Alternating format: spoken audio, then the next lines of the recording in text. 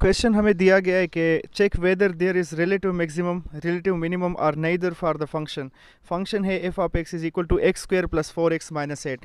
तो इस फंक्शन के लिए हमें चेक करना है कि इसके लिए रिलेटिव मैक्सिमम एग्जिस्ट होगा या रिलेटिव मिनिमम या इनमें से कोई नहीं। तो हम सेकंड डेरिवेटिव टेस्ट इसके लिए यूज़ करेंगे जिसमें हम 4 स्टेप करते हैं। नंबर 1 स्टेप जो है वो है कि find the first derivative of the given function. Simple सा स्टेप होगा, आपको जो भी फंक्शन दिया जाए उसका डेरिवेटिव लेना होगा। तो एफ ऑफ एक्स है x square plus 4x minus 8। जब हम इसका derivative F dash of x लेंगे तो यानी कि डी बाई डी एक्स पहले लिख लेंगे, विद रिस्पेक्ट टू एक्स हम इसका डेरिवेटिव ले रहे हैं क्योंकि इंडिपेंडेंट वेरिएबल यहाँ पर एक्स है। ठीक है, अब इसके बाद जो नेक्स्ट स्टेप होगा हम डेरिवेटिव मालूम कर लेंगे इसमें।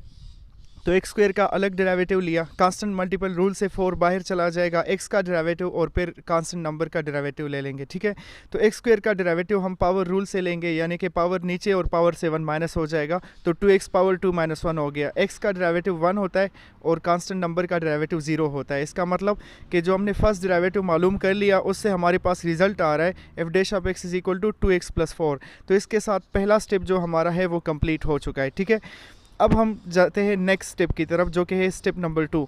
अब स्टेप नंबर 2 में हमें ये करना होता है कि हम फर्स्ट डेरिवेटिव की मदद से क्रिटिकल वैल्यू मालूम करेंगे इस फंक्शन की, जो गिवन फंक्शन होगा। तो क्रिटिकल वैल्यू कैसे मालूम होती है, इस पर हम क्वेश्चन कर भी चुके हैं कि हम उस फर्स्ट डेरिवेटिव को 0 के बराबर ले लेंगे। मतलब वो वैल्यू जिस पर फर्स्ट डेरिवेटिव 0 या अनडिफाइंड आए उनको क्रिटिकल वैल्यूज़ कहा जाता है। यहाँ पर ये फर्स्ट डेरिवेटिव 2x प्लस 4 है, तो ये अनडिफाइंड तो नहीं आ सकता, तो 0 हम के बराबर हमने इसको ले लिया, 2x प्लस 4 0 हो जाएगा। 4 को राइट साइड पर शिफ्ट करें तो 2x is equal to minus 4 और फिर 2 पर डिवीजन करने से हमें जो x की वैल्यू मिल गई है वो -2 है, यानी कि जो क्रिटिकल वैल्यू इस केस में आई है वो सिर्फ एक वैल्यू आई है -2। तो स्टेप नंबर 2 भी कंप्लीट है। तो अब स्टेप नंबर 3 की तरफ जाते हैं। स्टेप नंबर 3 में आपको उसी फंक्शन का सेकंड डेरिवेटिव मालूम करना होगा। तो एक डेरिवेटिव जो फर्स्ट डेरिवेटिव हम ऑलरेडी मालूम कर चुके हैं वो 2x प्लस 4 है, तो सेकंड डेरिवेटिव इसका ले लेते हैं। 2x प्लस 4 का डेरिवेटिव क्या हो जाएगा, कांस्टेंट मल्टीपल रूल से 2 बाहर चला गया, x का डेरिवेटिव ले लेंगे और फिर 4 का। तो x का डेरिवेटिव हमारे पास 1 आता है और जो 4 का डेरिवेटिव है वो 0 हो जाएगा। तो इसका ये मतलब बना कि F double dash of x हमारे पास 2 × 1 + 0 आया, यानी कि इस फंक्शन का सेकंड डेरिवेटिव हमारे पास 2 के बराबर आ गया और यहाँ पर वेरिएबल ही बाकी नहीं है, कांस्टेंट नंबर आ गया इस सेकंड डेरिवेटिव से। ठीक है, तो 3 स्टेप कंप्लीट हो चुके हैं। अब हम सबसे लास्ट स्टेप करेंगे जो स्टेप नंबर 4 है। स्टेप नंबर 4 में हमें करना क्या होता है, इसमें हम ऐसा करते हैं कि जो हमारे पास क्रिटिकल वैल्यू आई होती है ना, तो उसको हम सेकंड डेरिवेटिव में पुट कर लेते हैं। ठीक है, जो हमने सेकंड डेरिवेटिव मालूम किया उसमें x की जगह पर वो क्रिटिकल वैल्यू पुट कर देते हैं जो कि स्टेप 2 में हम मालूम कर चुके होते हैं।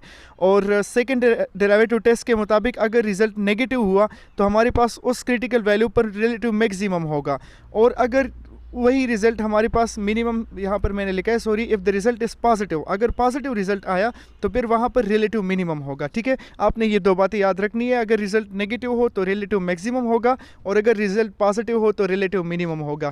तो चेक करते हैं कि इस केस में हमारे पास रिजल्ट क्या आता है। तो x इज इक्वल टू -2 पर डबल डेरिवेटिव क्या देता है, तो आपको पता है कि हमने जब सेकंड डेरिवेटिव मालूम किया तो वो हमारे पास +2 दे रहा था, तो अगर उसमें हम x की जगह -2 पुट भी कर ले तो तब भी +2 ही आएगा। इसका मतलब ये बना कि यहाँ पर हमारे पास पॉजिटिव रिजल्ट आ रहा है, so there is relative minimum at critical value x is equal to -2।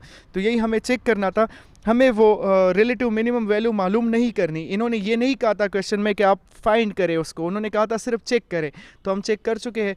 उम्मीद है आपको क्लियर हुआ होगा। इस पर मज़ीद भी क्वेश्चंस करेंगे। आप वीडियो अच्छी लगी हो तो इसको लाइक और शेयर करें और चैनल को सब्सक्राइब करना ना भूलें।